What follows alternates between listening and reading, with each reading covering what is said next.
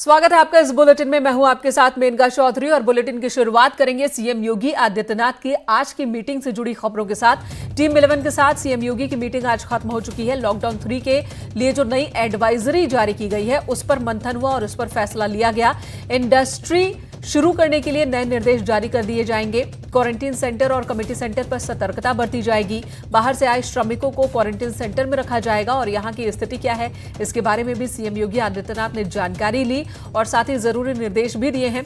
सभी श्रमिकों की स्क्रीनिंग कराई जा रही है, मेडिकल चेकअप कराया जा रहा है। 14 दिन तक क्वारंटीन में रखकर उसके बाद इनके घर तक इन्हें पहुंचाया जाएगा। जरूरतमंदों तक भोजन की व्यवस्था जो है वो लगातार जारी रखी जाएगी। कई अहम बात आज की मीटिंग के बाद सामने आई है। टीम 11 की बैठक में सीएम योगी ने जो निर्देश दिए हैं वो भी हम आपको बता देते हैं। प्रवासी कामगारों की आमद देखते हुए सरकार ने बड़ा फैसला लिया है। 12 से 15 लाख क्वारंटीन सेंटर बनाए गए हैं। निर्देश पहले ही सीएम ने दे दिए थे कि 12 से 15 लाख लोगों के लिए क्वारंटीन सेंटर बन जाने चाहिए। 10 लाख लोगों के लिए क्वारंटीन सेंटर पहले ही बना लिए गए थे। शेल्टर होम बनाने के निर्देश दिए गए हैं। डीएम, एसएसपी और सीएमओ खुद क्वारंटीन सेंटर्स का जायजा लेंगे। ये निर्देश भी सीएम की ओर से। अधिकारी हर कम्युनिटी किचन का निरीक्षण करते रहेंगे वक्त वक्त पर। ये निर्देश भी दिए गए हैं कि कहीं कोई कोताही, कोई लापरवाही ना हो। शुद्ध पेयजल, ताजा भोजन, स्वच्छ शौचालय की व्यवस्था होनी चाहिए और दुरुस्त होनी चाहिए। सख्ती से इसका पालन होना चाहिए। जल्द से जल्द 15 लाख कामगारों को रोजगार उपलब्ध करा सके प्रदेश और इसके लिए जो काम चल रहा है उसमें तेजी की बात भी कही गई है। निर्देश दिए गए हैं सीएम योगी आदित्यनाथ की ओर से कि प्रवासी कामगारों के लिए तेजी से तेजी रोजगार के जो मौके हैं वो उपलब्ध हो, इस दिशा में काम होना चाहिए। गुजरात से 2 और ट्रेन प्रवासी कामगारों को लेकर पहुंचेगी।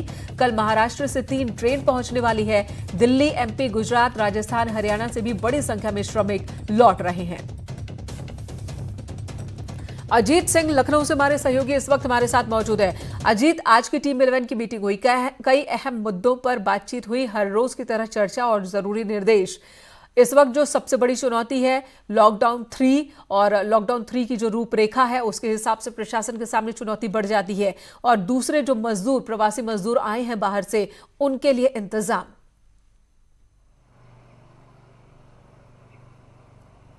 देखिए, बिल्कुल मेनका, टीम 11 की बैठक का उद्देश्य यही होता है मुख्यमंत्री का। और आज जो उन्होंने सबसे बड़ी बात कही है, कृषि उत्पादन आयुक्त जो आलोक सिन्हा है, उनको कहा है कि जो मजदूर, जो कामगार श्रमिक हैं हमारे, उनको तत्काल रोजगार उपलब्ध कराने की व्यवस्था की जाए। हालांकि सरकार इसको लेकर अध्यादेश लाने की तैयारी कर रही है और हमने सबसे पहले चलाया हुआ था इस खबर को।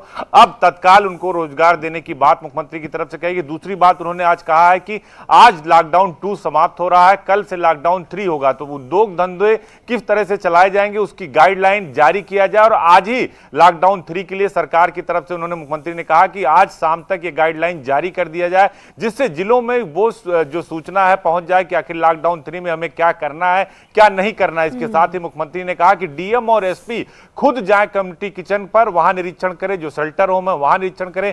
15 से 20 लाख आज सीमा बढ़ाई है मुख्यमंत्री ने, जो 12 से 15 लाख था उसको उन्होंने कहा कि 15 से 20 लाख लोगों के रहने के लिए शेल्टर होम बनाया जाए और उसमें कम्युनिटी किचन के जो भोजन हो वो अच्छे हो, उत्तम व्यवस्था हो और जो लोग समय पूरा कर चुके हैं क्वारंटीन का उन्हें उनके घर राशन। जो गाइडलाइंस केंद्र की है उनके हिसाब से, और आज शाम को यूपी की गाइडलाइंस भी आ जाएंगी उत्तर प्रदेश सरकार की ओर से, जो लोगों के मन में अभी भी संदेह कि ग्रीन जोन में कौन कौन सी दुकानें खुलेंगी, क्या सभी दुकानें खुल जाएंगी? जरूरी के सामान के साथ साथ गैर जरूरत के सामान की जो दुकानें हैं वो भी खुल जाएंगी, लिकर शॉप्स भी खुल जाएंगे? कई ऐसे सवाल हैं जो अभी भी लोगों के दिमाग में घूम रहे हैं।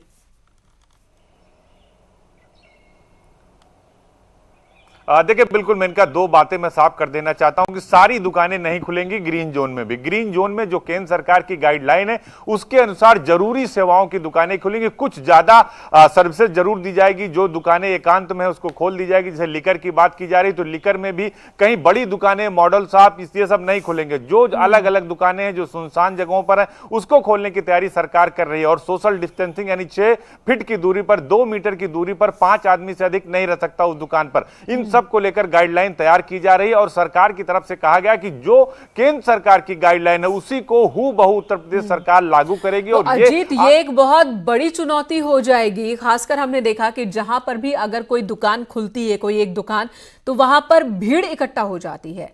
तो लिकर शॉप हो या फिर इस तरह की दूसरी दुकान है, जरूरत की चीज, गैर जरूरी चीजें, और उन दुकानों पर भीड़ ना इकट्ठा हो, ये एक बड़ी चुनौती होगी प्रशासन के सामने।